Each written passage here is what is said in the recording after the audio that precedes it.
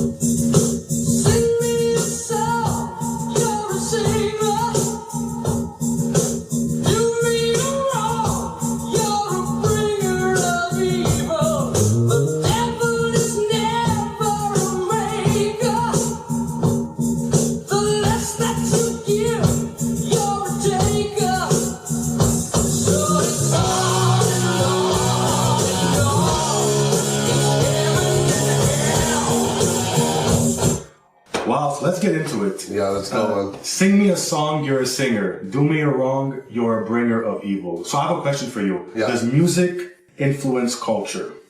100%. You think so? Yes, Tell me 100%.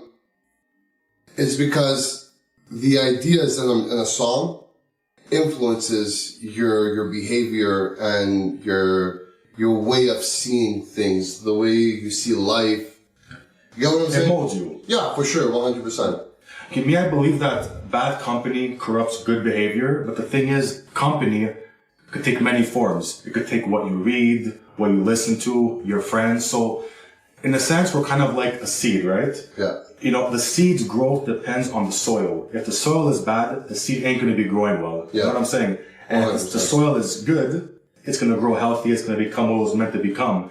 So, like, you know, think about it like my old condo when I had that floor problem. Okay. You know, like, Yes. I'm not a handy guy, by the way.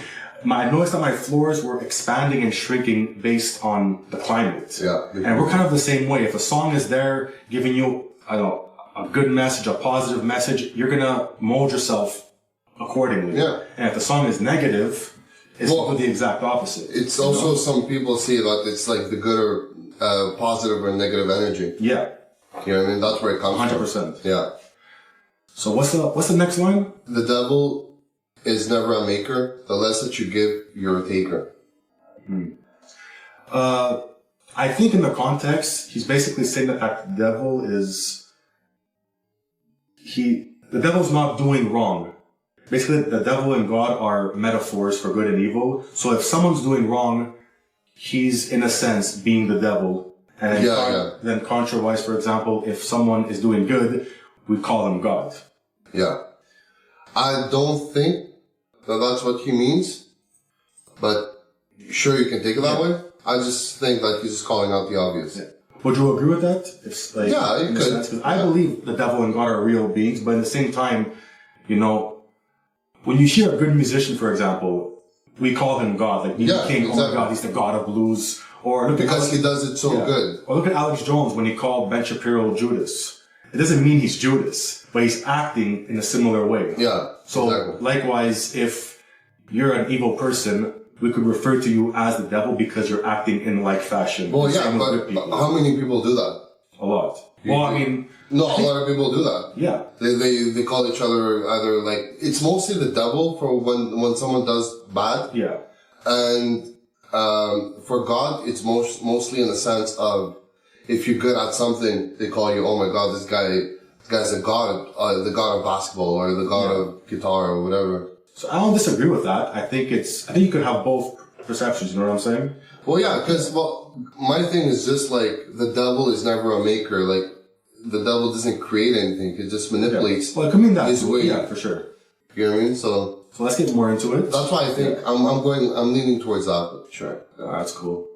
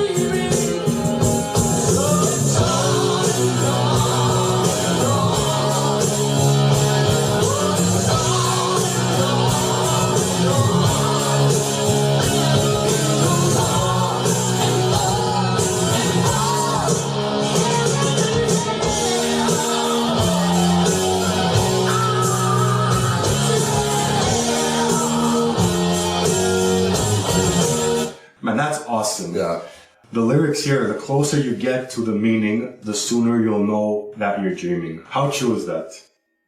Yeah. That's kick-ass. I love that. Okay, so what do you think he's talking about there? For me, it reminded me of like a kind of matrix, if you know what I'm saying? Mm-hmm. Like, I don't know if you know this, but in Old English, the word matrix refers to the womb. So when kids were born, they would describe it as the kid opening the matrix.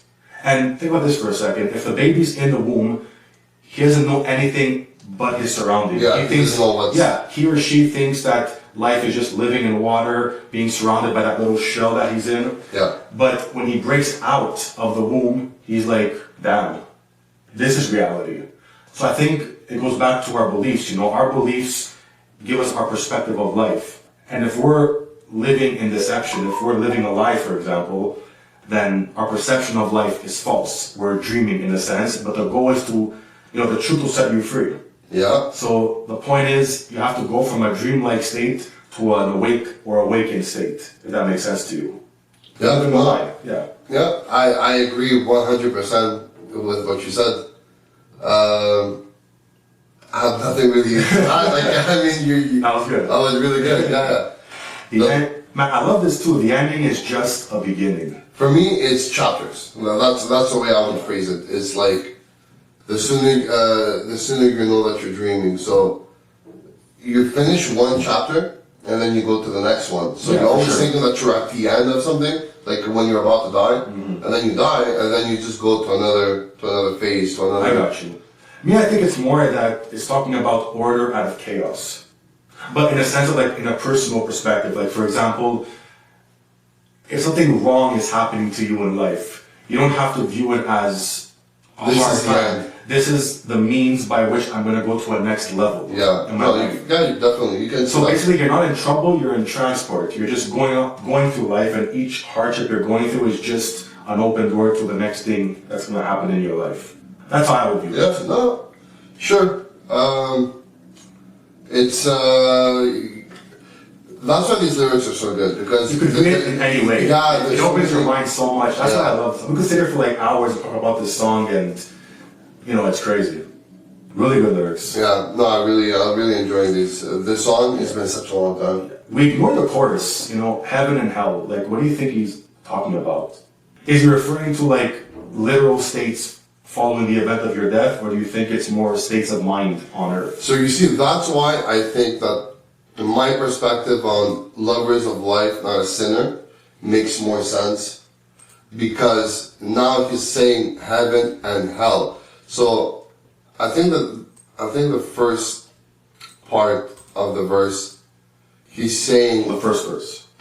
Yeah, the first verse. Yeah, he's talking about what evil is. Right? He is telling you, sing me a song, you're a singer, calling out the obvious. Mm-hmm. Do me a wrong, you're a bringer of evil. Mm-hmm. Right? Because only evil people are going to do evil things. Explanatory. Exactly. And then on the second part, it's more loving, it's more, let's say, righteous. Right? Yeah. So I think by the heaven and hell, he's telling you that, hey, the first is, I'm talking about what is hell, and then the second verse is talking to you about what is heaven. So they are states of being, you think? Yeah, I think so. I think that's what he's trying to say. Yeah. I mean, can we believe both, you think? Do you believe that, like, heaven and hell, like, is... Like, there are two places that you go to after death, but at the same time, they are places that you could experience right now while you're here on earth. To me, I view it like this. Like, I read a lot of books, right? Yeah. And me, I buy Kindle books now because I have kids, so it's very hard to read a physical copy. But before I buy each book, I'm downloading a sample. Mm-hmm. So in my mind, it's kind of like, yes, there is a place called heaven and hell after you die, but God gives you the opportunity to experience glimpses of that while you're on earth, to force you to make a decision where you want to spend eternity. This is what heaven's going to be like. This is what hell's going to be like.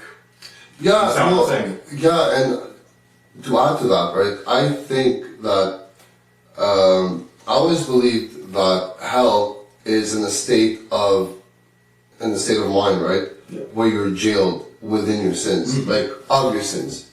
So all the things that you've done wrong in your life, it's gonna be like a movie. You just keep on like you're suffering for them. Exactly. Yeah. And I think that's what hell is, even after. After, like when you die. It's just that you're going to be trapped in those moments, that negative energy. I believe that when you die, you become energy, you become one with the world and the universe. And if you're in a good state, your energy is just going to be free, be able to roam like whatever your spirit or whatever you want to go. Okay. But if you are, let's say, you go to hell, you're trapped. You're trapped in in that moment when you sin.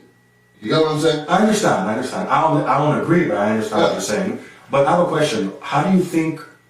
Well, what do you think brings you into a state of heaven and hell? Like, what would lead you into those states? Your actions. Yeah. Actions. To me, I think it's three things. If you think about it, it's what you say, how you think, and then going back to what you said, your actions. Like, for example, like, if you know... I don't know about what you say, but what you think is a good one too, though. Yeah. Well, the Bible says, as a man thinks in his heart or mind, so is he. Like, think about it. If I tell you right now, think about scratching the surface of a schoolroom truck. Yeah. I am so tired. Think about scratching the surface of a schoolroom chalkboard. What's going to happen to you? Don't you feel? Yeah, you're gonna get shivered. Just think about it. So you're not doing anything physically, but based on what you're thinking, your body's having a reaction. No, it's because you've lived it. Not necessarily. I never scratched the chalkboard. No, not you, but you've been in a room that somebody did scratch. Yeah, but that's what I'm saying. Mm-hmm. So talking about it brings you back into that moment, right? So that's what I'm saying. That your sins brings you back into that moment that you regretted. But the point is, you regret it? In this moment, you're not actually doing anything. Exactly. Based on what you're thinking, it's creating. You're reliving that moment. Yeah, no, I agree. And it's weird, man, because when you're thinking about things like that, you can actually, like, if you remember that moment, you can taste the thing that you ate minutes before or hours before. You can smell what was in the air. Like, literally to the point that you're, like, reliving that moment to the T. So we agree that thoughts influence. Yeah, thoughts, like, the thought part was really, really good. My idea with speech, so you could get a better understanding, the word for spirit in Greek is pneuma. That's where we get our thing pneumonia from. Yeah. And when you go on a date, for example, you brush your teeth, right? Yeah. Why? What do you mean why? Why do you brush your teeth when you go on a date? Why do you brush your teeth? Okay, you tell me, bro. Okay. Is it because you blow in her face or because you're talking to her? Oh my god. Well, why? Because you're talking to her, right? Sure, yeah. You don't blow in her face. Okay? Because you need breath in order to speak. If I choke you, you can't talk because your breath is being hindered. You take my breath away, type of thing. Exactly. Oh, yeah. Well, that's where it comes from. So basically, there's something spiritual in your words. That's why the word for breath is spirit. Your words have a type of spiritual power to attract what you're thinking about. So if you're thinking negative, you're going to feel negative. And you're going to throw out that negative energy. And again, and then going back to your actions, it's self-explanatory. You do good, you be rewarded. You do evil, you're fucked. I was wondering where you were going with this whole thing. Brush your teeth. Why you brush your teeth? Oh, it makes sense. And I was feeling down good. So okay. Oh, thank you.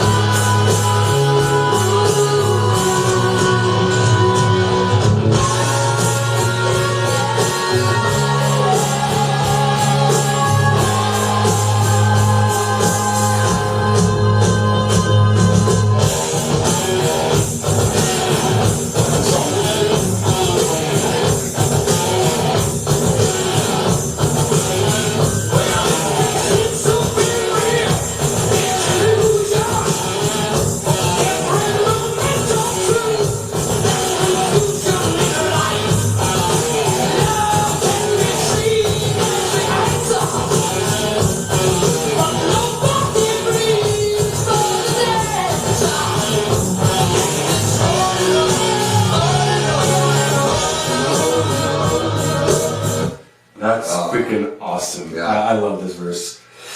Ah, boy. Okay, let's go. No, I never understood what he meant by no one bleeds for the dancer, but I think... Anyways, okay, but... It just... Okay. We'll get to it, okay. So, well, if it seems to be real, it's illusion. For every moment of truth, there's confusion in life. I think what he's saying there is that absolute truth could never be a thing. We're imperfect beings, right? And beings who are imperfect could never come to know everything. That's a really good point. Like imagine that's a really good point. Imagine like digging a pit that has like infinite depth. You know what I'm saying? You're never gonna reach the bottom. The more you dig, the more emptiness you're gonna see it. Well, it's just like hearing the truth from the devil. You'll never hear it because he's a manipulator. He will just manipulate you. You can't trust what he says. He might be saying the truth, but I mean, who knows, right? So there's kind of that. It's kind of like, how can unperfect beings know the complete truth? Yeah. Well, I mean, if we don't know the truth, then it's easy to be deceived. Well, but that's what I'm saying. It's like a whole, you know? And I think when he says for every moment of truth, there's confusion in life, basically it's the idea that the more truth you learn, like for every answer you get, there's 10 more questions. Yeah. So there's never a time when you come to get perfect but truth. Because everything is guessing. Yeah. Because like when you don't know what the answer is and you need to come up with an answer, but you don't know what the answer is, at that point you're just guessing, right? So other people might take what you say as, oh, that's the answer, but it's not true because you're just playing a guessing game.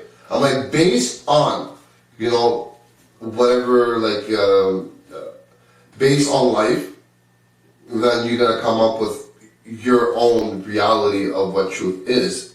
But it's not the real truth. We don't know. Look, it might be. We're always learning. No, it might be the real truth, but we don't know for a fact. You know what I mean? Even in a court of law, you know that in courts, they always say, notice that they always say, proven beyond a reasonable doubt. Yes. It's never like 100%. Yeah. In life, there's nothing 100%. Like, you could have certainty about it. It's based on our facts, the ones that we're able to research and verify. And we know. Yeah. Verify and we know. But there might be things that we don't know yet, we haven't discovered yet. So it's our truth for today, but tomorrow, I mean... Yeah. Is that a good thing? I think it's a good thing that we can't know absolute truth. I think it's a good thing, yeah. Because you have to create your morals and... Because, like, look, man, the way I see it is, even God himself in the Bible, right? He tells you what is right and what is wrong, but he never stops you from doing the wrong thing. It's free will. It's free will.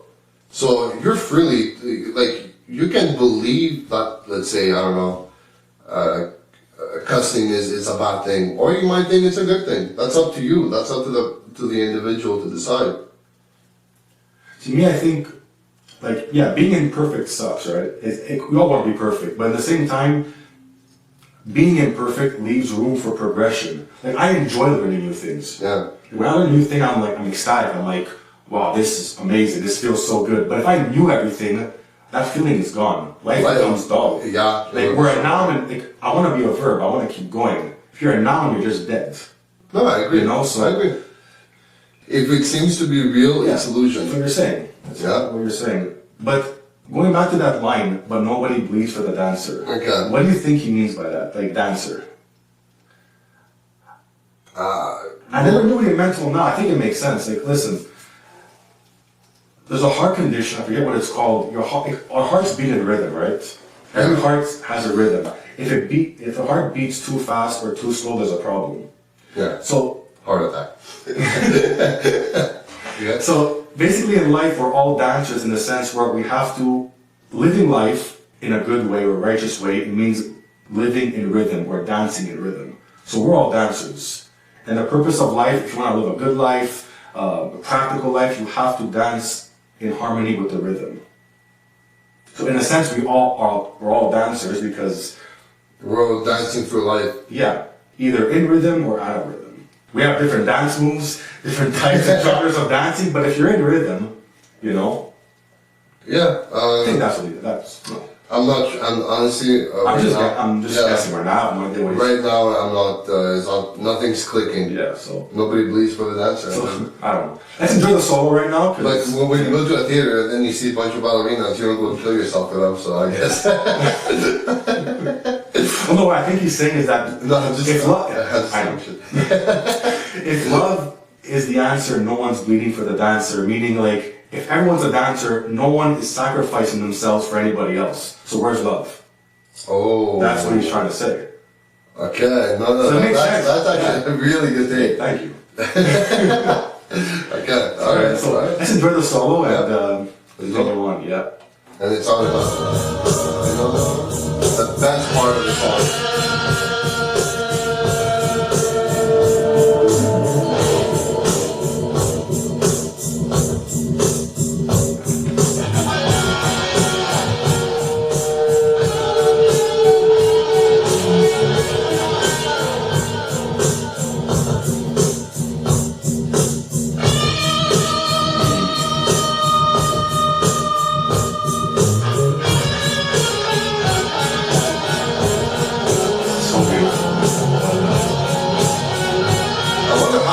How high was he when he recorded this song?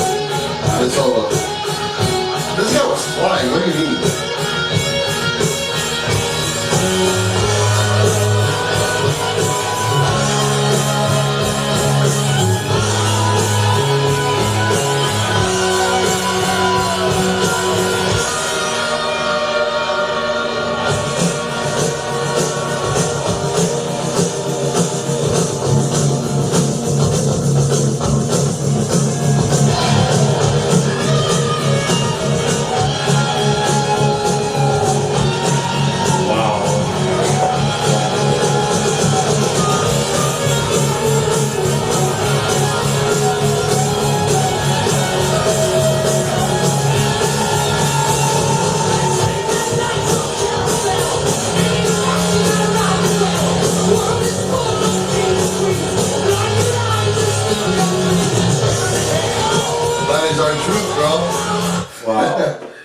That is our truth. That solo was insane. Yeah. I haven't heard that solo in years. It's so simple and it's so good. It's so good. It's just like every note in there is just like That's just the proof for me that simplicity is always beautiful. Yeah. It's so good. So what do you think? They say that life's a carousel, spinning fast, you gotta ride it well. What do you think?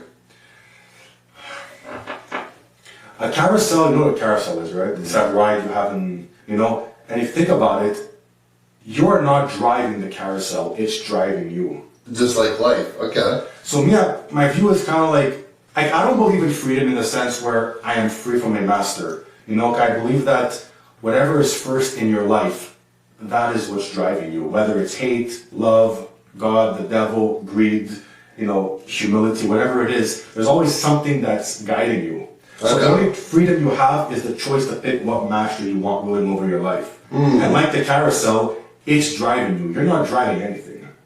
You're always being guided or, ruled over by something. Yeah.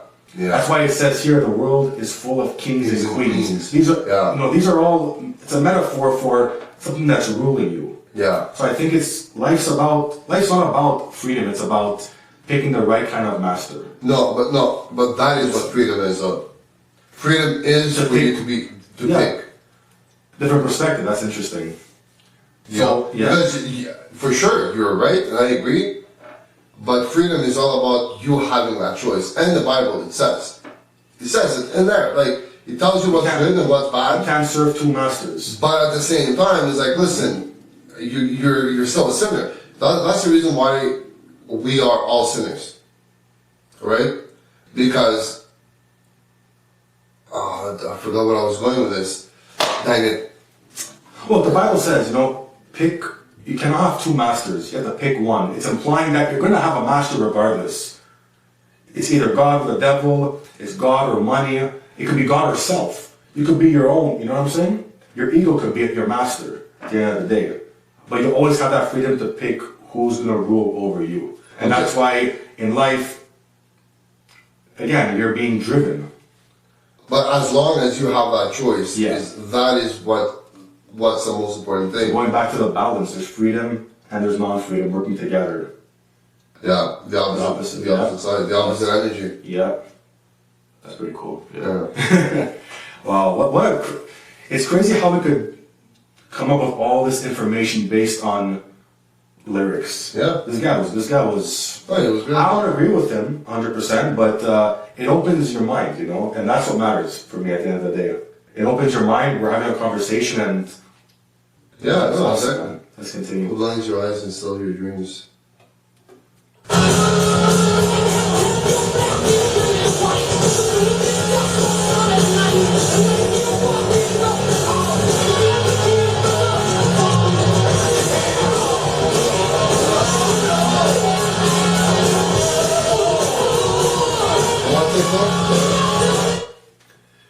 Okay.